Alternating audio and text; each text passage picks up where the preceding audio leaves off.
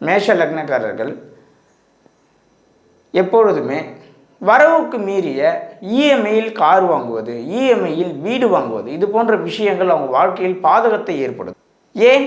லக்னாதிபதியாகிய செவ்வாய் 4ஆம் இடத்துல நீச்சமாகிறார். அப்போது அந்த நீச்சஸ்தானத்தை நோக்கி ஜாதகர் பயணப்படும் பொழுது உச்சமாகக்கூடிய 10ஆம் இடத்தில் கர்மஸ்தானத்தில் செவ்வாய் உச்சமாகிறார். அந்த 10ஆம் இடத்தின் வேலை ஜாதகருக்கு பயங்கரமாக வேலை செய்ய ஆரம்பிச்சிடும்.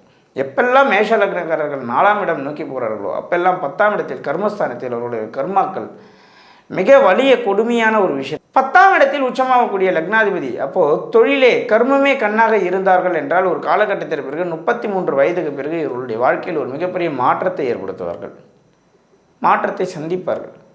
அப்போது ஒரு பாயிண்ட், முதல்ல 4ஆம் இடம் நோக்கி ஜாதகர் பயணப்படக்கூடாது என்பதை தெளிவாக புரிந்து கொள்ள வேண்டும்.